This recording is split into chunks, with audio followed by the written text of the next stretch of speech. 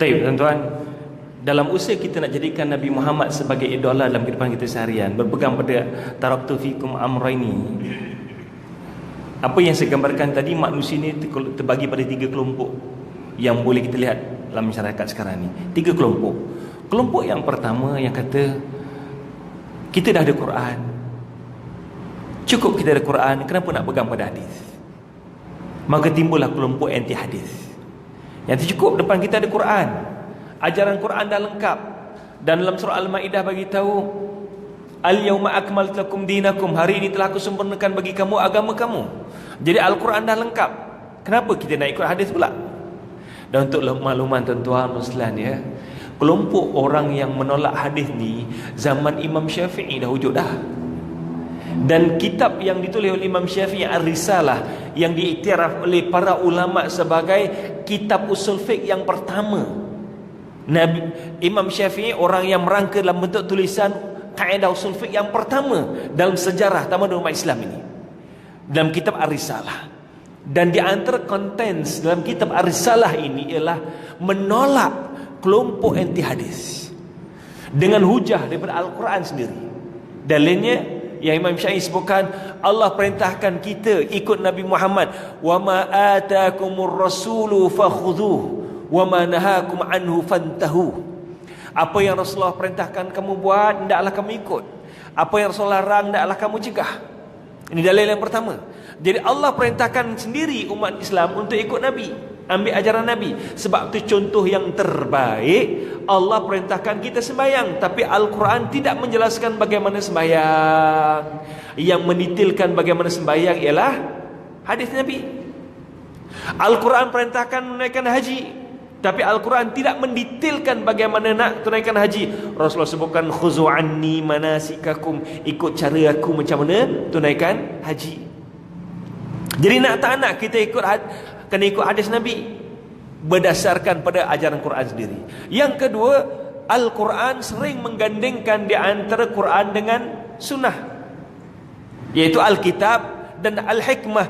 Al-Imam Asy-Syafi'i mentafsirkan hikmah di sini as-sunnah, di mana banyak ayat Quran yang menggandingkan Al-Quran. Rasulullah membawa kitab dan juga hikmah. Al-kitab itu Al-Quran, Al-hikmah itulah hadis Nabi Muhammad SAW. So kelompok ini ada kat Malaysia, kelompok anti hadis pun ada kat Malaysia. Kelompok yang kedua, kelompok yang nak menggalakkan orang ramai ikut Nabi untuk melakukan amal saleh, tetapi dalam keseronokan, dalam semangat mereka nak mengajak orang ramai melakukan amal saleh, sehingga kan mereka hadis-hadis palsu dalam menggalakkan mereka melakukan amal saleh.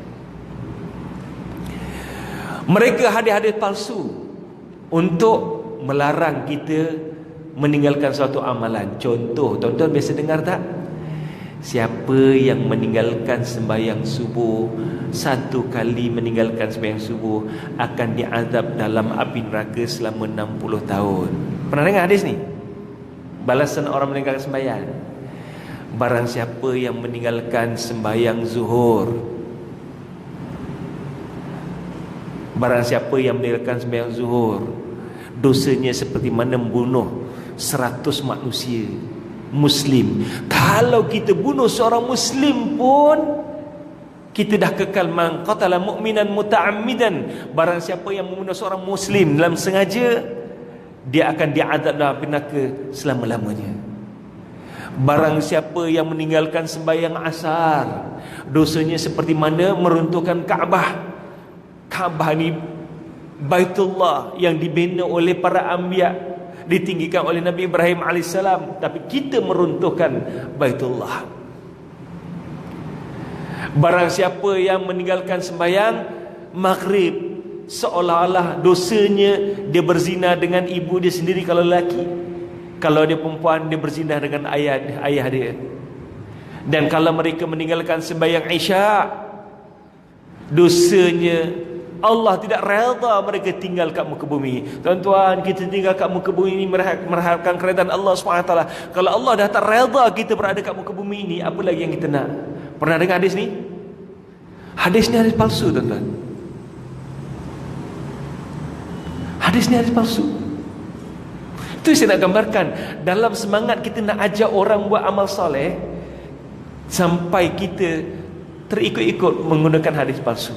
Termasuk nak galakkan orang ramai sembahyang tarawih malam pertama, malam kedua, fadilat sembahyang tarawih malam pertama, fadilat sembahyang tarawih malam kedua, ketiga, sampai malam ke-30. Semuanya hadis palsu, tuan-tuan. Sebab itulah betul sembahyang asar, sembahyang 5 waktu kita kena jaga, tetapi jangan kita gunakan hadis palsu untuk menggalakkan orang tu melakukan amal soleh. Seperti mana kadang ibu-ibu dua-dua yang nak tak tidur, menangis-nangis, dia kata tidur belakang rumah tu ada momok, belakang rumah tu ada hantu, supaya anak ni takut cepat tidur. Niat baik tapi cara tak kena. Niat baik, cara tak kena. Al-ghayah la tubarril wasilah. Matlamat tidak mengalahkan cara. Banyak contoh hadis-hadis palsu yang direka ni, tuan-tuan.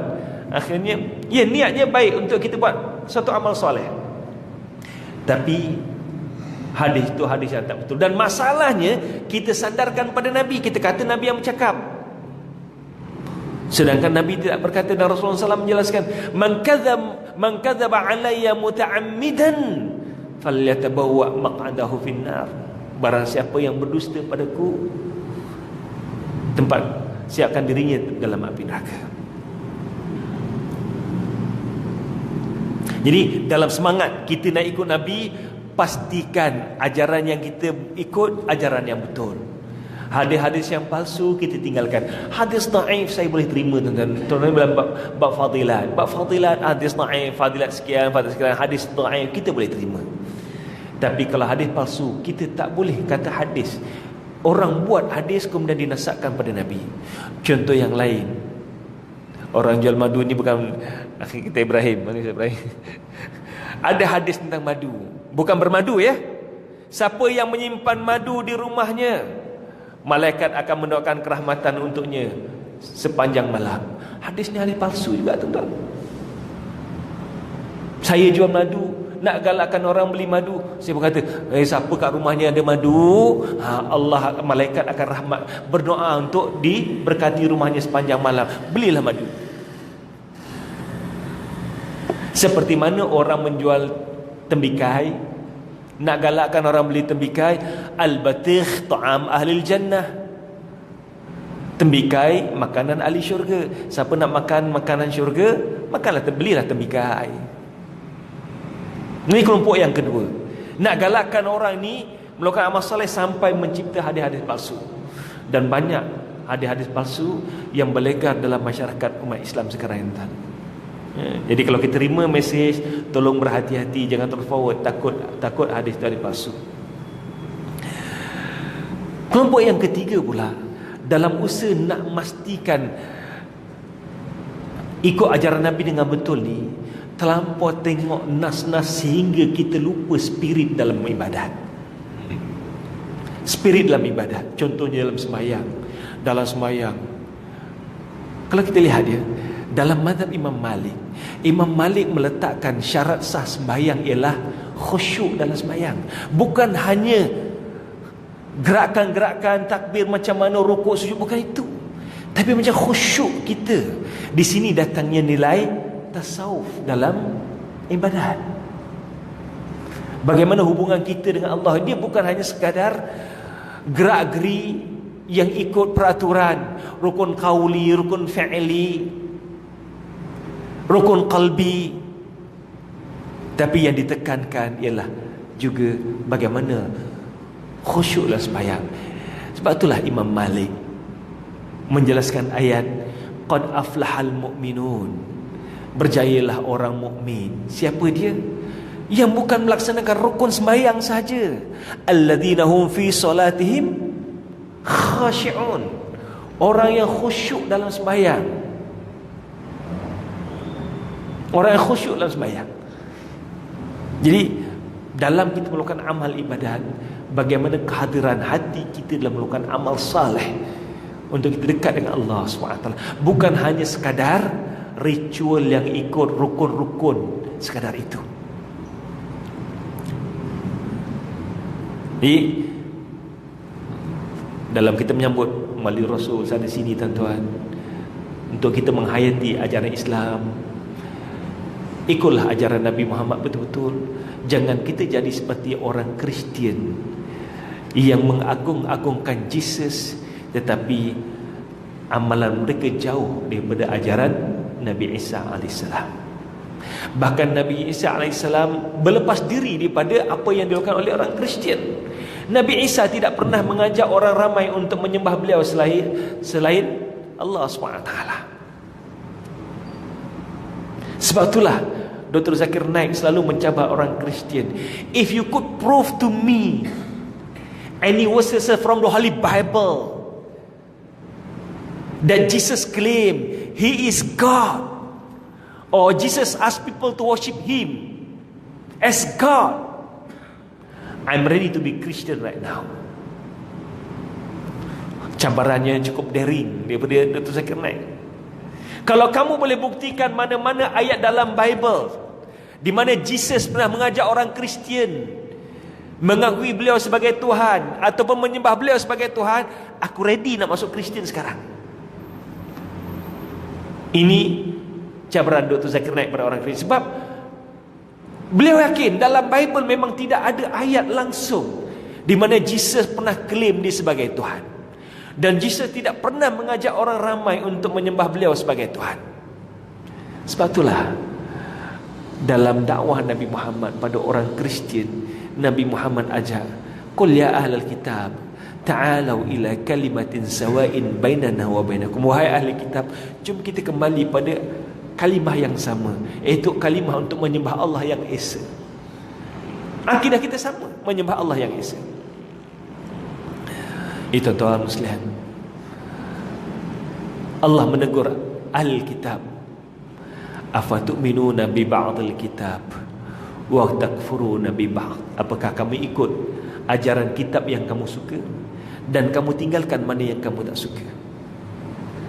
Jadi untuk kita menjadi umat Islam yang Allah redai, seperti mana ayat yang kita baca selalu, liman kana yarjullah, mereka yang mengharapkan kerajaan Allah, wa yaumal akhir, dan orang yang nak keselamatan pada hari akhirat, wa dzakarallaha katsira, dan sentiasa mengingati Allah, ikut ajaran Nabi Muhammad sallallahu alaihi wasallam. Cuma itulah kadang-kala, insya-Allah mungkin saya masa dah habis, saya ulas benda yang lain ni. Kadang-kala masing-masing ikut hadis, ikut Quran, tetapi masih bergaduh antara satu sama lain kan. Jemaah ni kata orang ni, jemaah ni kata orang ni, masing-masing ikut Quran, hadis. Saya galakkanlah pihak masjid, kalau boleh buat satu program bedah buku, dua buku ini. Dua buku ini kita belajar betul-betul. Saya syorkan buat program bedah buku, dua buku. Satu yang ditulis oleh Dr. Yusuf Al-Qardawi, tajuknya bagaimana kita nak memahami hadis. Kaifa nata'amal bil hadis. Bagaimana kita nak memahami hadis. Dah pun diterjemahkan dalam bahasa Melayu. Buku yang kedua, sebab masing-masing berhujah dengan hadis. Tapi orang ni condemn ni, orang ni condemn ni. Kan? Masing-masing berhujah dengan hadis. Macam mana kita nak berpegang pada hadis tapi kita boleh bersatu, bukan berpecah belah. Kalaupun ada perbezaan pendapat, kita hormat antara satu sama lain, bukan menjadi sebab untuk kita berpecah belah.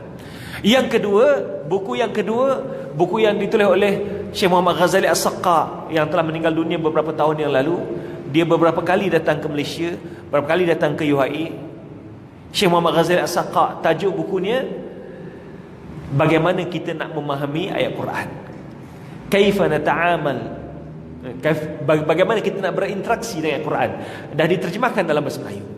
Dua buku ni cuba kita boleh hadam, buat bedah buku, supaya bila kita memahami hadis, kita tidak memahami hadis dengan cara yang salah. Kita memahami Al-Quran, kita tidak memahami dengan cara yang salah.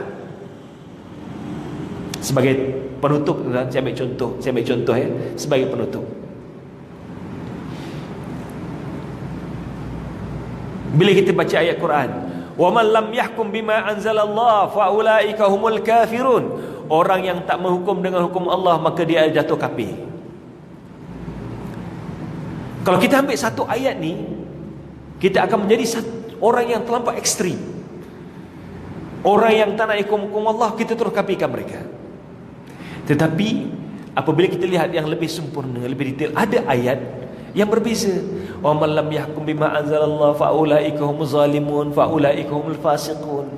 Siapa di golongan fasik, siapa di golongan zalim, siapa di golongan yang kafir. Dan ini dibahaskan oleh para ulama dengan cukup detail. Demikian juga bagaimana orang orientalis barat cuba untuk memburuk-burukkan Islam dengan hadis Nabi, umirtu an uqatilan nasa hatta yashhadu an la ilaha illallah. Aku diperintahkan untuk membunuh semua manusia hingga timbul fahaman menyatakan bahawa Islam adalah agama teroris, sebab Prophet Muhammad was sent to kill human being. Hadis ini hadis sahih. Tapi apakah itu maksud yang nak disebutkan oleh Nabi Muhammad SAW di kala mana Nabi Muhammad menyebutkan hadis ini? Demikian juga apabila Rasulullah sebutkan amalan yang terbaik, apabila Rasulullah ditanya apakah amalan terbaik, Rasulullah pernah cakap amalan terbaik albirru bil walidaini. Tetapi dalam hadis yang lain Rasulullah sebutkan amalan terbaik ialah solat di awal waktu. Amalan terbaik ialah jihad fi sabilillah. Jadi mana yang terbaik? Bagaimana kita nak memahami hadis-hadis yang berbeza ini supaya kita tidak mengistimbatkan hukum yang salah dengan hadis? Kita buat satu saja hadis, kita ambil satu hadis, kita rangkumkan semua keadaan. Jadi kalau ada program untuk kita buat bedah buku, 2 buku ni cukup bagus supaya kita dapat memahami bagaimana kita memahami Al-Quran, bagaimana kita memahami hadis, terutamanya hadis-hadis yang berbeza antara satu sama lain. Moga-moga hidup kita berkati rahmati oleh Allah SWT, tuan-tuan. Dalam usaha kita nak jadi manusia yang terbaik, moga-moga Allah pimpin kita menjadi manusia yang terbaik, dan kita hidup sebagai seorang mukmin yang terbaik, dan kita dimatikan oleh Allah SWT sebagai hamba Allah yang diredai oleh Allah SWT. Wallahu a'lam bissawab. Aqulu qouli hadza wa astaghfirullahalazim wa lisa'il muslimin wal muslimat wal mu'minin wal mu'minat fastaghfiruhu innahu al-ghafurur rahim.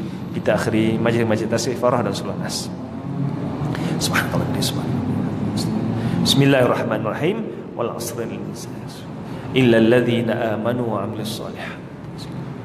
Assalamualaikum warahmatullahi wabarakatuh.